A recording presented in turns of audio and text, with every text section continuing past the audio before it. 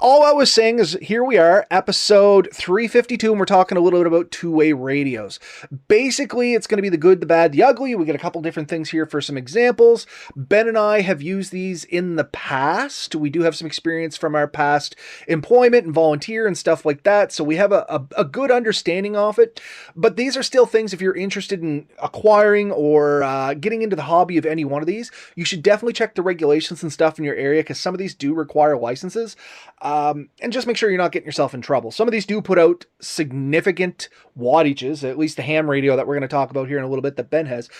They can put out enough wattage that they can interfere with other electrical things, and that's kind of why they want you to get licensed with that. And the cool thing is, once you get licensed, you get a unique call sign. Granted, it's a bunch of letters and numbers, but it's yours. It identifies you regardless of where you go on the planet as a ham radio operator, which is kind of neat in that way. But anyway, yeah, my envision for this, and this is Ben's topic, but my envision for this, Ben, is kind of start at cheapest to most expensive, with kind of correlates with shortest range to longest range. Yeah, I guess. I mean, and if you want to get like to the cheapest, you really have to go with just the old walkie-talkies that we all had as kids. That everyone right there. Cobras, Midlands. These are actually a really good option for a lot of people in the woods, especially if you're just going to be walking around. You know what I mean? They do work vehicle to vehicle.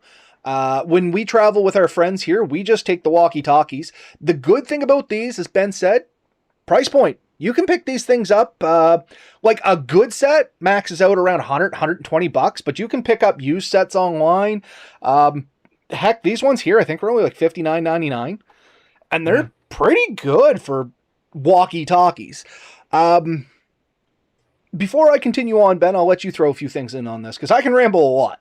Well, I mean, I don't have a ton to say. We've picked them up in the past for the kids and stuff. Like, we go to a campground or something, it's something they can put in their pocket more or less and call back and say, I'm at so-and-so's camper, or I'm doing this, or I'm doing that, or is supper ready? And so it's a convenient method. And I know a lot of hunters use them too. I mean, it's a really good thing you can throw in your pocket if you got a couple of buddies and you're hunting an area. You can, confirm where everyone's to, confirm what time it is to head back, little things. So it's just a quick way to easily communicate with people. Also, a few nice things about them. They generally run on AA batteries or AAA batteries, or, I mean, the ones, I think the Midlands, there's a custom battery that comes in it, but it can be replaced with. Exactly. And I'm trying to get the thing off here if I can standard batteries. So just a nice little thing. And the nice thing is there's, for the most part, these things have like no real channels per se. Like, you could maybe choose between a handful. Yeah. So that's the battery pack, but that's just 3 AAAs wrapped in a piece of plastic. Yeah. But I said, I think the ones I have, I don't even know if you can choose a station or anything. It's more or less is what it is. I think these ones here, they have, let me just check. Yeah, they got about 22 channels on these, then the sub-channels. Yeah. So, I mean, once again, depends on the cost you want to throw out. I've seen some as cheap as $19.99, and they still work. Much like what Ben was talking about there, you may not have, like, the additional features of multiple channels or sub-channels or the weather network or the voice activation. And a lot of those are features you're not really going to use with these things, to be perfectly honest. These features shine if you use them in sports, is where I find. Like, I used to use these in paintball a lot. And if you have different teams and stuff like that, it's nice to be on different channels, and it's kind of just an honor system. You don't listen in to the other team. Same as the referees might be on a specific channel. And they're really good that way, because these things come with you can purchase a lot of accessories for them. Back in the day when I was younger and used to play a lot of paintball, I had a throat mic for these that came on voice activation. So just, through the walkie-talkie, my backpack cord came up.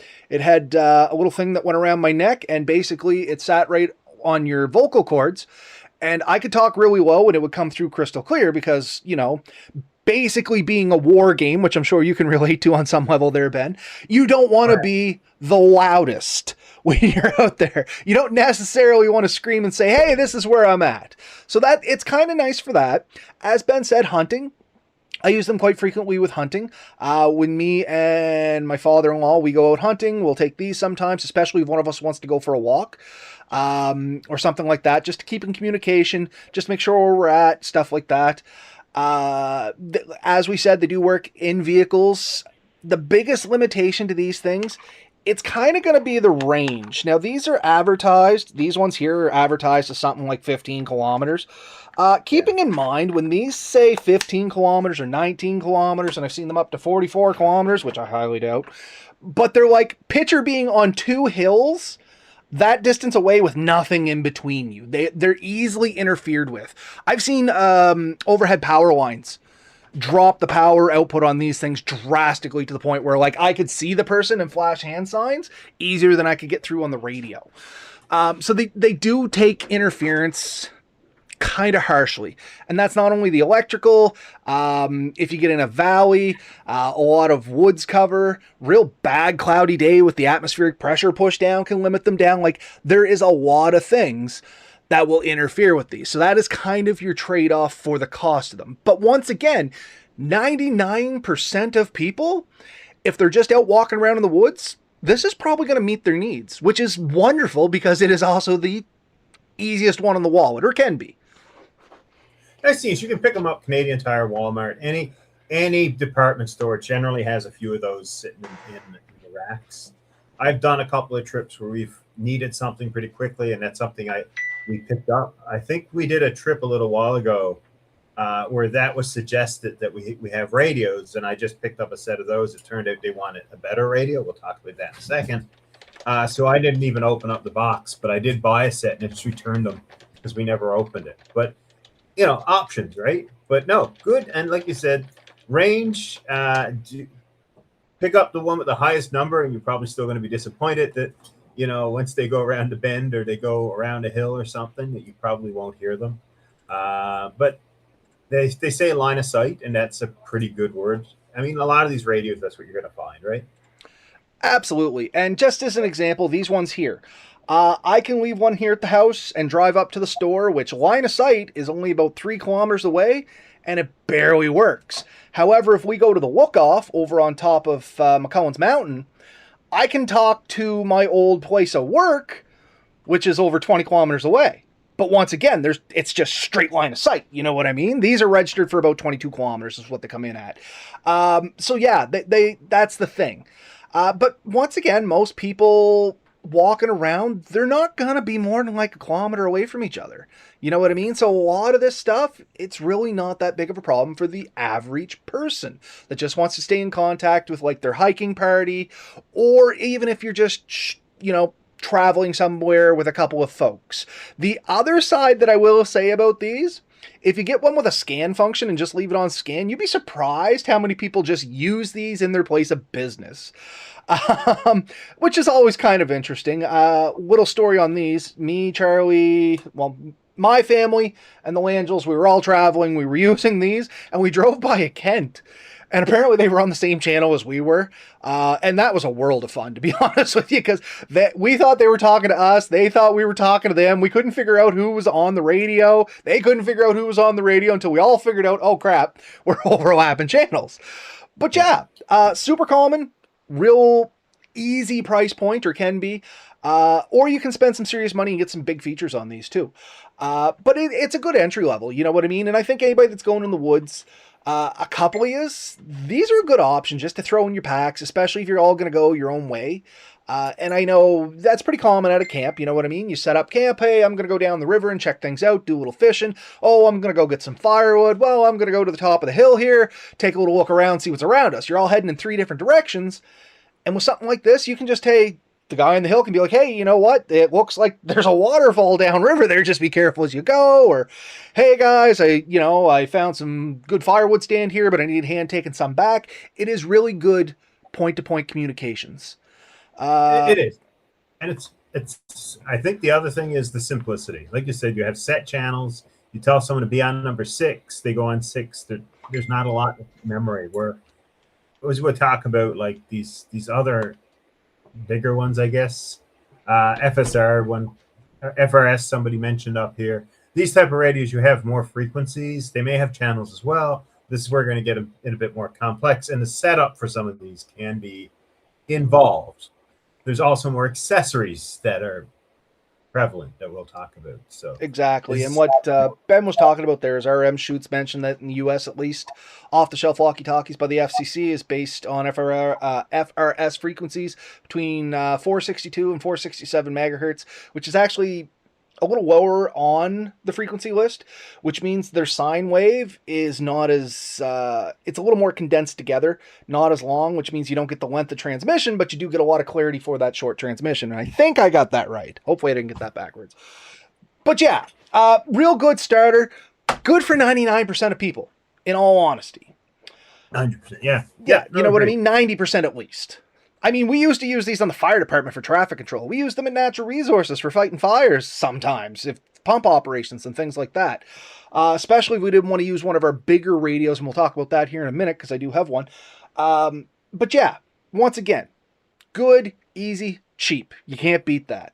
Moving up from that, you're going to jump into something kind of like UHF or VHF. And this is a little higher frequency, very common in a lot of volunteer fire departments, ground search and rescue, things like that, where you need a little bit more distance. They do have the capability of talking point to point, so I could put this on a simplex channel, and if Ben had one and he was within distance, they'll work exactly like walkie-talkies. Now, the benefit and kind of the curse of these things, they potentially need repeaters. And a repeater is basically a tower, so when I key up, it hits the tower, rebroadcasts out, gives me more distance. So this one here, my VHF, UHF, I can talk clear the way down to, how far away that be? I get about 50 kilometers out of the repeater here, you know what I mean? And then if I go somewhere else, I might hit a different repeater. But if I'm in where I have very poor repeater service, it's a fancy paperweight. In all honesty, they are limited by the repeaters. So these cost a bit more money too. These come in, I think this one sits around $700. But if you have the repeater service, they work awesome.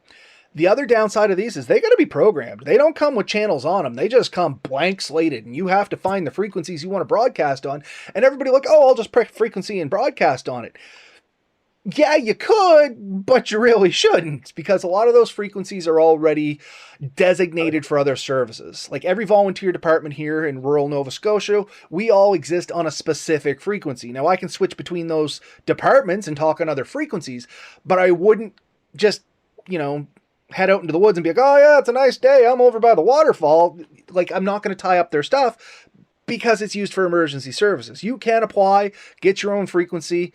If you're willing to put up your own repeaters and stuff like that. They do have some public repeaters, especially down in the US, where you can bounce on these things, and they get great coverage that way too. But like I said, more complicated, more money, greater distance. Yeah, and I know there's a company, I won't mention them because I have some association with them, in Nova Scotia that does do radio repeaters. And so you can get onto their networks, and they used to ship to shore and stuff like that. So that exists. That is something else. If you're interested into that, it does exist. With search and rescue, for instance, we had two of our own mobile repeater units that we would run out. And what we would do is once we were set up, we'd find two high points in the area, or one high point in the area. We'd set up base, and we'd have a repeater right at base, and then we'd run the other one out with a small generator and set up there. But that also meant that it needed power. We had a small 1,000, 2,000 watt generator running near it. Somebody had to man it in case it ran out of fuel or anything else. Also, nobody stole the friggin' thing in case, So, not something that the average person is going to be running a big repeater unless you're doing it in your own yard. Apparently, I did see you can buy, what'd you call them? It's a simple electronic device. It's like a switch, I guess. And you can hook it into one of these and turn it into a little micro repeater yourself. Oh yeah, yeah. They're literally called relay switches. They plug into the antenna port, or sometimes into the programming port, depending on the kind of radio you have. Like this one, it would go into the programming port, and it sets it up like a little mobile repeater. Low power, shorter distance, still works, especially if you're going to use it as if you were sitting close to a bigger repeater.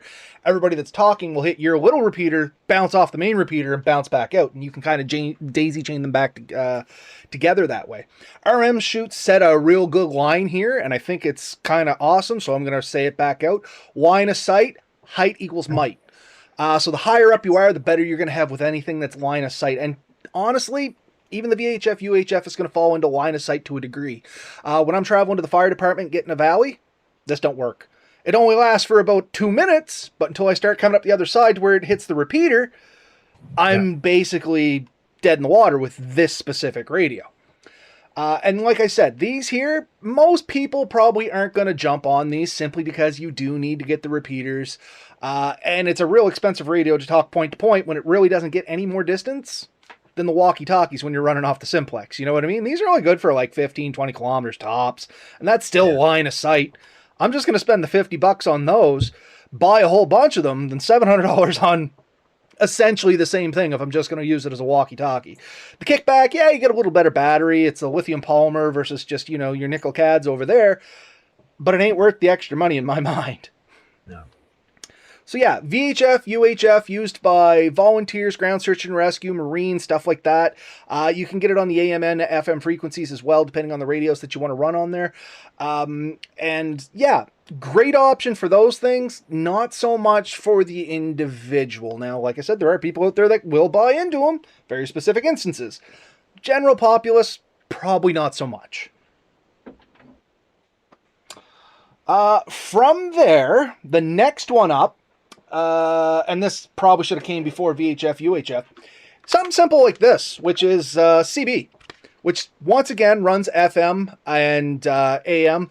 Kind of runs on the VHF side of things. That's a whole other story for another night. I encourage you to look it up if you're interested. But CB radios, you can get them handheld. They tend to be very large. But they're not overly expensive. This one here, it's a vehicle one. The radio itself is about $100. You can pick up an okay antenna for about $100. So like $200, $250, you can be up and running with a CB. Very popular for vehicles. The downside to these is they need some sort of ground plane to transmit. Now you can get antennas that have ground planes built into them, and if you were running from the house like mine outside, it's got a ground plane built into it. Basically what a ground plane is, to very overly simplify it, it's a reflective surface to bounce those signals out. So if you have like a magnetic antenna, your vehicle becomes the ground plane. It bounces off your vehicle and it goes back out. For my big antenna here, it's got little arms that stick out the bottom, hits those and bounces back up. Much like the other two options we talked about, these are still kind of line of sight, but you can beef these up. You know what I mean? Like you can tune the radio to put out more watts, providing that you don't go over your local regulations. You can get better antennas. You can put dual antennas on. You can make homemade antennas. CB is really where amateur radio, it's kind of like your foot in the door. It's the cheaper alternative to ham, which we're going to talk about here in a second. It doesn't require any licensing, and you can still broadcast a long ways. With a little antenna like this and a magnetic mount, if I go up onto McCullen's Mountain and the conditions are right, I can talk to North Carolina. That's a long ways off. That's like 500 miles, you know what I mean? Maybe more, I don't know. I'm not looking at a map. But anyway, it's a long ways off. But I mean, the conditions have to be right. I'm not getting that constantly. That's a thing called skip. Basically, the wavelength that comes out of your radio is going to hit some clouds or the atmosphere or the ionosphere, somewhere up there. I usually said clouds, but it's something else. In any case, it literally skips off it and comes back down. So when everything lines up right, you can talk super far distances. But on a regular basis, if I'm up on McCullen's Mountain, I can talk to PEI, which is still like 50 some odd kilometers off there. And that's just regular. I don't need any special things. But once again, line of sight. You know what I mean? With my big house antenna, I can talk everywhere I want to. You know what I mean? Everywhere that matters to me, no problem. And it's all 12 volt. Takes very little power. Even when the power goes out, if you had to, you can hook up a motorcycle battery, car battery, and that thing's going to last a couple days. It doesn't eat much power unless you're broadcasting. I pick up people in the Carolinas all the time. So that's Danny. He's over in PEI, and that's what I mean. And you would have a better option on that than me because you actually would have a little higher elevation and straight through. Like I said, I got to get up on a hill to get it. But it's pretty easy. You must be talking about the guy, Channel 22, if I'm not mistaken. That's the guy I talk on, and I'm not going to say any more than that. If Danny knows, he knows. Do you get the Cajuns on Channel 6 is all I want to know. But anyway, yeah, it's a cheap way to get into radios in general if you want to play with them. Not a lot of money, pretty easy to run, no licensing like we talked about before, but it does have the limitations of it's not quite as powerful as other options, still technically line of sight. So the next option up after that would be what Ben has, which is ham radio.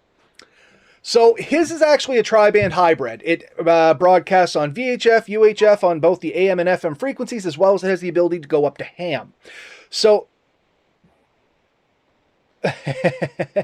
CB can get pretty crowded. People blast up the power and propagate all over the place.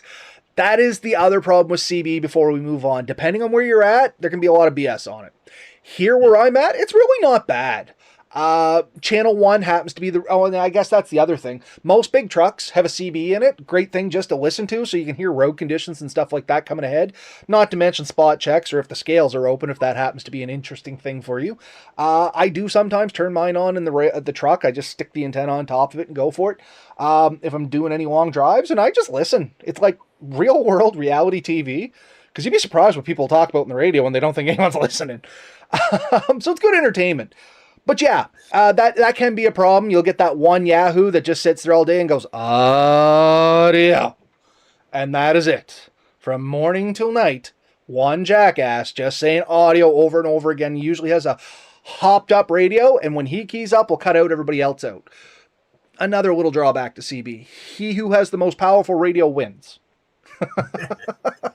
But yeah, still a good way to get in your door if you want, or your foot in the door if you want to do some radio stuff. But Ben's one over there, getting back to that, like I said, it's tri-band. It runs on basically UHF, VHF, and he has the ability to program that, providing the channels are free. But it also does ham, and that's the one that we're going to talk about. Ham radio requires you to have a license, so there is a monetary investment into this, but it's also still not super expensive to get into, depending on how far you want to get into it. So your radio, for instance, Ben, was less than a couple $100, I think. Oh, much less. I got two for just over 100. Yeah, so there you go. Nope, go ahead. Well, yeah, I mean, I think you can buy, and I got an accessory pack. There's a few things came with. That was the bigger battery, a couple of antennas. I got the earpieces, the charging stations, and I picked up the programming cable. I think it was $120 all told from AliExpress. That is the cheapest way to get into these type of radios. This also, like, there's a bunch of versions that you may want to look into. This one happens to be the one with the GPS in it, which is kind of neat for me, because apparently if I take one and my wife takes the other, we can share GPS location with each other. So if I go in and get lost and I say, hey, where are you? We can figure out where we're to. It's a nicety. I know you want to get into ham, but a couple of things I want to mention. These are really popular here in BC area. I went out with the Subaru Club a while ago.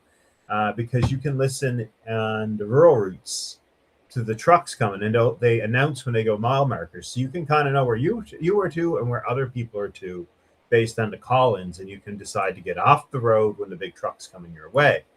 And it's a quick way to just reach out to each other. The limitations we said earlier still exist. When we were doing a trip, I think there was 20 of us on a trip. The guy in the front couldn't hear the guy in the back. The guy in the middle could pretty well hear everyone. But depending on which version of the radio you had and how it was if it was set up right. Exactly. And there is something called SWR metering for both CB and ham radio. You basically have to tune your antenna to your radio through an SWR meter, and you kind of want to hit that sweet spot for broadcasting. That'll fix a lot of things up. The number one thing that most people do is just buy it and run it. It's a little less of a problem with the kind of radio you have because they come pre-tuned. But for a CB, for instance, depending on what antenna I put on there, it's going to act entirely different, and I have to set those antennas up. So I just went and tuned my antenna for the CB that's in my truck the other day, and I actually solved a lot of my clarity issues. You know what I mean? Because once again, it was just a mag mount. I jammed it in, eyeballed it, and said that's good enough until I get to the SWR meter to find out that I was broadcasting a little too high and probably doing, if I had it kept running like that, would have run up too much heat in the radio and done some damage. But it's all part of the learning curve, you know what I mean? And that's kind of some of the fun behind it as well. As Ben said, ham is probably one of the most common radios out there because once you get your license, works globally. It is still considered point to point, but it's on a longer frequency. Basically, the wave sign that comes out isn't tight. Tight gives you penetration. It's a little longer. It gives you distance. So in the right conditions with a good ham radio, like you can hit other continents. And skip still works. You can, if in the right, like you said, right conditions, it'll bounce and you can talk. I've heard stories of people talking to people literally around the world. Oh yeah, my grandfather, and I was telling you about him. He has his own setup. He's really big into ham radio. He sits there down in his basement most evenings and, like Ben said, talks all over the radio. Everybody in North America, several places in Europe. He talks to somebody from Russia. He's got a proper setup with a big antenna and literally just talks all around the world. His call sign is good globally. So that's the benefit to those. The downside, you do got to get licensed. There is a test involved. There is an upkeep fee. And I do recommend you do it to be legal because when you are into the high end of ham radio, and Ben and I were talking about this before the show, it is enough frequency and enough power that can interfere with other things, specifically electronics. So that's why they want to get you licensed, just to make sure that you're not keying it up everywhere and you could potentially affecting things that might be needed for other reasons. You know, like hospitals, airplanes, helicopters, they may be running sensitive electronics. You key up and it screws everything up they do. Now, will it fall out of the sky? Highly unlikely. Could you cause them a lot of grief? Yeah, that's pretty realistic. Yeah, so ham radio is kind of, I kind of want to call it the golden standard for radio users. It's what everybody kind of eventually gets into just because it has that distance. With the right setup, you're talking globally. Now, there is one thing that I don't have that I wanted to talk about before we move on, and it's a VHF UHF radio, but it uses itself as an independent repeater, which is kind of what we talked about. They're those new radios. You see probably the ads floating around Facebook, YouTube, stuff like that. It's this one radio will work everywhere. It will as long as everybody else has the radios and they can continue to ping off each other. The good thing about them is if I key up, Melissa has a radio, it'll use it like a repeater and it'll look for the next one. And whoever has the next radio, it will grab that and work like a repeater. And technically, as long as you have the coverage and daisy chain it, you can get an infinite broadcasting distance. But once again, you break the network, the whole thing kind of goes under. So they're great and they're getting big in the outdoor world, but be aware of its limitations. Don't just grab one and think that you're going to be good anywhere, because that is a common misconception. I see people like, oh, this thing works globally. Yeah, as long as you can hit another repeater being another radio. And that's how these things kind of work. They did the same thing with a cell phone network once. You know what I mean? It uses every cell phone as its own tower. Same technology, just put into a handheld radio or vice versa. I don't know which one came first, to be honest with you, but it's the same thing. It creates its own network. And as long as you're in the network, you're golden, pony boy. You get outside the network, once again, glorified paperweight. Good thing about them, price isn't super high on them. I think they're around 60, 80 bucks and you're good to go. It's another option, definitely viable here. Probably wouldn't be so great because I imagine there's not a lot of people with them. Down the States where they're a lot more popular, they'd probably work great. Oh, yeah. Probably out where you are, they'd work great too, because you get a lot of the overlanders and off-roaders and stuff there. We got a pretty small community on the East Coast. I think like in the areas where there's plenty of people, but you get into this is the problem we have here. This is why these are popular, is a lot of BC is almost uninhabitable. Like you end up into some of these further back roads, there is no people. There's miles of no people, and you're in valleys. You're in nooks and crannies and stuff. Like there's a lot of interference, and so your cell phone's not going to work. Even your GPS, like our InReach devices, have limitations. Like you still need more or less a clear view of the sky, and sometimes the clear view of sky you have is much more narrow when you're down in a valley. And so yes, it should generally work, but you can't guarantee it well. And even if it does work, by the time somebody gets to you, you may have another struggle. And I think, let's bring this back to bushcrafting before we go too far. Why would a bushcrafter be interested in something like this, or your your other radios. And it's, if you're out there, if your cell phone isn't working and you need to get hold of somebody, this is an extra piece of equipment. And honestly, using the scan feature, if you have search and rescue coming in with looking for you, chances are you'll hit their signal eventually. And then you have an open two-way communication with search and rescue. You can key up to them. You can say, "Hey, I'm the guy you're looking for," and you're not far away, and then they can come into you. Or if you're trying to meet up with a buddy, like if you're doing a hunting trip, like right now I'm taking, I got a few trips kind of planned in my mind, and I might head out towards to meet up with a cousin of mine. And when I do, if he's got a similar setup, which I believe he does, we can predetermine a frequency and say, okay, every 15 minutes, transmit and see if we're in close proximity, if we can pick each other up. And then once we do, we can narrow down a plan, right? No, 100%. And actually, it's a good thing you said that, because it was one important feature that most of these have I totally forgot to say. Most of them have an emergency channel. CBs, it's channel 9. You're not supposed to broadcast on channel 9 unless it's an emergency. Marine, same thing. Channel 9, that's your Mayday channel. The little handheld radios over here, they got the weather network in them, the weather channels, so you can turn them on and just know the weather. This CB happens to have the weather. My one out in the truck doesn't. The one out in the truck, newer CB, but less features. This is an older CB with more features. This one's going somewhere else. I have plans for it. But yeah, they do have emergency contact. And at the very minimum, you have that method of communication, especially like Ben said, ground search and rescue's coming in. If they know you have some sort of radio system, it's another way for them to reach out to you. Even if it's just a handheld. Ground search and rescue carries them. Fire departments carry them. If I know somebody has a radio, I'm just going to carry that with me, and about every 5 minutes, I'll just sit somewhere and just go through the channels. You know what I mean? 1 to 22. Hey, I'm looking for you. Hey, I'm looking for you. Hey, I'm looking for you. The thing on the other side of this is, if you are the person that happens to be lost, make it easy to find. Don't start picking away at your sub-channels, because now you're infinitely dividing more effort out there. Pick a main channel. One is a good one to start, because that's where most people are going to start broadcasting from. Yeah, true. Yeah, pick a channel, stick with it. More fancy ones are going to give you more options. I think I can listen to two channels at once, which is neat. I was reading somebody was using it for privacy. What they do is they receive on one and they transmit on the other. So, and it's the other person is doing the opposite. So if somebody's trying to listen in, chances are they're only going to catch half your conversation at best. There's a lot of things you can do with it, in all honesty, which kind of brings me to the next one, because I do see that we're over time, and this is kind of like, general public probably isn't going to go this high, but it's worth talking about because emergency services use it. And as bushcrafters, it's good to have an understanding of how these work. And this is going to be a digitally encrypted digital broadcasting system, something like TMR, which is the Trunk Mobile Radio System. We're happen to be running on TMR 3 here in Nova Scotia, latest version that's out. Believe it or not, Nova Scotia, one of the leading places in the world when it comes to communications, especially of this type. It's a weird thing to be known for, but we are.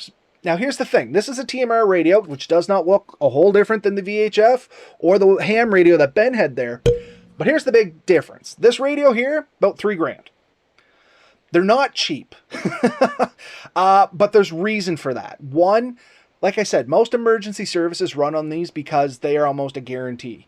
So police, fire departments, EHS, Life Flight, they all run on TMR systems. They do have limitations, but they have a lot of advantages too. Much like the VHS, UHF, you do need a repeater or a tower. The difference being, you're not broadcasting to that tower and broadcasting out. You broadcast, hit the tower, it goes down to a fiber optic cable, runs to a switching station, and then goes to every other tower that's in the area. So literally, I key up here, I can talk to anywhere in Nova Scotia, anywhere in New Brunswick, and anywhere in PEI, because those are the 3 provinces that all run TMR3 systems. And I can talk to Danny just as easy as if he was sitting on my couch.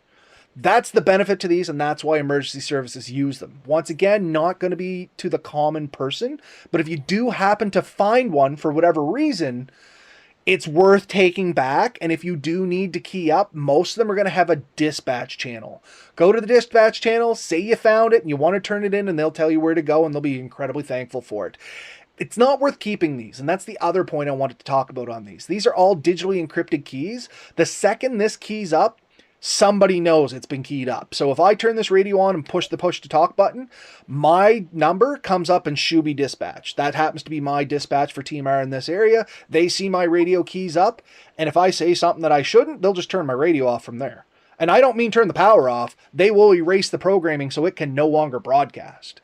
Once again, they brick it. It becomes nothing more than a $3,000 paperweight. You know what I mean? So they're not worth keeping. And people do try to steal these because of the cost associated. And, oh, they want to listen to police and stuff like that.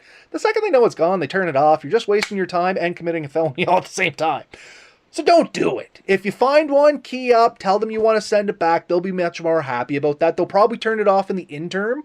Not a dig to any of you folks out there. That just happens to be policy. If it's not in an agency's hand, they basically turn them off. And they do go missing from time to time. The other thing that is good about these for police is they have an emergency encryption man down button. So once again, if you folks ever get a hold of one of these, you see that orange button on the top? Don't push it. If you do, it's not the end of the world, but it is going to start bringing some questions and people. Only because when you hit it, anybody, like every repeater that's within range, it's going to tone off to. So it's going to make a whole bunch of noise, and then for the next 30 seconds, most likely 15 to 30, depending on your agency's policy, the mic is keyed open. You can turn the radio off, you can do whatever you want. Doesn't matter. It's going to broadcast the next 30 seconds, 15 to 30 seconds, open mic. Yeah. So you're tying up the radio waves. And on these, the reason that I'm trying to talk about them is to deter people from picking these up and misusing them, because it is kind of an issue. The downside to these things, the way they use their repeaters and towers, they only have so much they can broadcast at any one time. Just turning one on and listening is still taking up a channel, and there's only so many channels on every tower, and they have different priority levels. So emergency services and police, that's like priority 1. They key up, they can boot anyone off. The next you would have probably like your emergency services, maybe natural resources, fire departments, things like that. Then you got like your plow truck operators and things like that. And then you'll have like the commercial or civvy side channels. And you can get these on civvy side, but they're ridiculously expensive to upkeep. And yeah, anybody who has the highest priority boots everybody else. You hit a man down alarm, it's straight to the top. Priority 0. You will block out even dispatch when a man down alarm goes off. So don't play with them is the big thing. Don't be scared of them, but don't play with them. It's really not your best interest because they're going to find out. And even if you just want to turn it on and leave it on your thing and say, oh, I'm just going to listen, the second you turn it on, they see the ID come up. You know what I mean? So they're still going to find it and be like, well, that radio's been on for 6 hours and non-broadcasting. Click. That's the end of it. You know what I mean? So it isn't worth it. The better thing is just to turn them in. But the good thing about it is if you do get into an emergency situation, most times these are going to come in, and where none of these other radios will work, generally these will, providing they're within a tower reception. Because once again, keys up, hits the tower, goes to every other tower that's on the network. And every other tower that's on the network in the Atlantic provinces, like I said, is 3 provinces. I can talk anywhere in those 3 provinces just as clear as if they were sitting here or like the other side of the other province. Can't remember what day. It might have been Wednesday. One day of the week or 1 hour, and it's like 7:30 in Nova Scotia, where everyone keys in and checks their mics. And some of the other members, I never bothered with it. It wasn't my thing, but some of the other members used to key in and listen to it and see who was checking it out. And we had to call into Valley if we were going to go on anything. So if we were going to go check batteries for life, Lifesaver, Project Lifesaver, we would key in where we were going, and when we would be back, and it just covered us in case anything ever happened. So there was reason for these things. They're important. They're a tool. I think the big thing for us is really concentrate on the publicly available, easy to get ones. Basically, this exists, but you're probably never going to have a practical use for it. Just if you see it, that's what it is. It definitely wasn't a toy. I didn't like having to use them for the whole purpose that it isn't a toy. It's it's monitored, it's controlled, it's easy to mess up, and then having to explain yourself if you swear on it, it's usually not a good thing. You and I will have some stories later. I'm not going to repeat them here, but I got some interesting stories for you. So, anyways, it is what it is. But yeah, I think this is an important potential tool. I love the fact that it has, I can pick up the weather. I can pick up what's going on with other things. I can pick up FM and listen to a bit of music if I want. Like, I have some options with these things. So that's the neat part of it. It's not the very best thing in the world, but when cell phones and stuff go out, the other thing I thought I'd mention, just because we were talking and I thought about it, have you used? I have the communicators for like motorcycles and stuff. I think they work off some kind of Bluetooth. Oh, signal. the helmet things. No, I've never actually had the other thing that Danny was talking about. So do you remember the old cell phones that had the walkie-talkie combos built into them? I've never used one of those either, so I don't got much to say on them. But I have the helmet one, and it hooks up to my cell phone. That's one of the methods used to contact it, and so I can answer phone calls and stuff through Bluetooth. But it has, I don't know, it says 1 or 2 kilometer range, and they'll link. They go into a mesh system. So if you have 30 motorcyclists going and they're all running the same device, it's a kind of mesh system. And what'll happen is you can talk right up through the line, and that really comes in handy. Any of these communication devices really help. Now, these I think are limited in frequency. So if you have one of these and you're driving along and somebody else is in the same frequency and you're linked in, you might pick them up. You do pair them. So what I went out with my buddy Jim a while ago. Before we left, we had to push the buttons. They can be finicky. Get to know yours, and if your buddy has a different brand, they'll still probably work together. But you may want to play with it, because you got to hit the buttons, get them to talk to each other, and then they'll go searching, and then they'll find each other. But it's really good because you're traveling, you can communicate with each other, and I think that's the big thing. Communication is key in a lot of these things when you're dealing with different people in different places, and you need to let somebody know what's going on. It keeps you safer, and you never know when cell phones just won't be an option. And that's the thing. My CB, for what it's worth, the reason I'm so back into CB, I was into it long ago when I was a kid. Now I'm getting back into it. Here where I live, cell phone service isn't great. When the power is off, it's non-existent, because most of what I do is Wi-Fi calling. There is like no cell phone reception here. But with my good roof antenna, like the 30-foot pole antenna there, I can talk all the way into town, all the way to the new property. Both my both my friends across town can pick me up. So I can talk to pretty much anyone I want to. All off a 12-volt battery. Literally, I can bring my ATV battery in. I keep an extra one out there in a solar channel or a solar charger. Just bring it in, a couple alligator clips. I'm good for hours. No, I mean, right now you guys got a lot of snow and stuff. If something gets snowed in, the ability to let someone know that you're okay so they don't kill themselves trying to get to you, and vice versa, it really helps. So in the end, this is all about communication and opening up a new method, because you never know, depending on where you're going. And especially, like, we always tell people to be careful. Our preference is to not do a lot of stuff solo if possible, but it's not always. As soon as you want to get out, you're the only one that wants to go, you're going to go by yourself. It's a peace of mind to yourself and everyone around you that you have this additional means. So, my wife suggested I bought one. I bought 2, and now one will stick with her. So if I take off and I said to her, if I ever get lost or something, approximately 2, come out and we'll reach out. They're looking for your handle, buddy. Yeah, I don't know if I want to give that online. It's Night Guardian. An old handle, picked it up when I was like 13, traveling with Dad in the trucks, but I always went with Night Guardian. Don't know why. Just stuck. I don't even know who gave it to me at this point. And yeah, see, handles, if people are wondering, and I know we're way over, so if you stuck around this long, we can ramble a little bit. Handles are just call signs. Basically, CBs, once upon a time, it was really big to have a handle. And that's what I said. I used to go by Night Guardian. Now I don't go too much. But I still run with that. Dad used to be Dragon Slayer somehow. I don't know how he ever got that handle. But any case, like I do remember the old handles, and I do. You don't want to know. What? I think I might know, and you don't want to know. But that's the thing. Back in the day, it used to be kind of neat to have your own handle, and it was a thing. It's not so much anymore. Anybody that asks for a handle has been into CBs a little bit. So I get it. Like I said, I still keep my handle. I just very rarely use it. Most people just, you know what I mean? They know me as the McCollins Mountain broadcast site.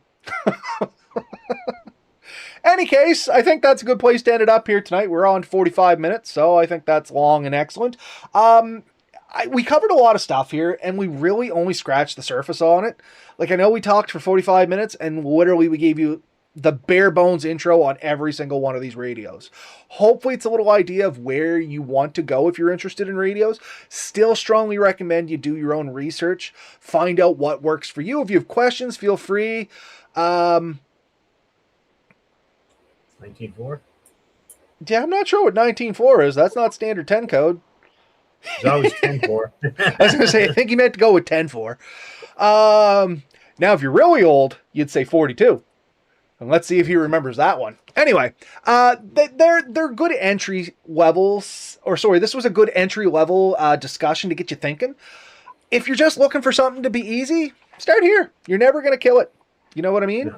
You're going to have a good time with that. The higher options, if you're interested in going a little bit more, do some research, reach out if you have questions. I'll answer as many as I can. Ben will slowly become the expert on ham radio as he gets better at it. Don't count on it. Well, you never know. I picked up a couple of ebooks there to learn a bit more, right?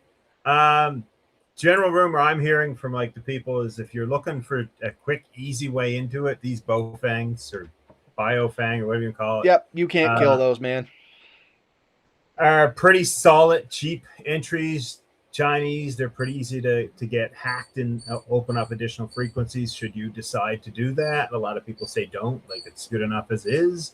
But it's definitely an entry-level thing if that's what you want to get into. And then eventually you may end up going crazy, and next thing you know, you got a 60-foot tower inside. And you're figuring out how to make your own tower with a grounding plane that'll broadcast you to the moon. Because trust me, there's a lot of information online how to make massive antenna arrays. But yeah. But yeah, get out there, have fun, stay in contact with your friends and family at least, and, be safe. Absolutely.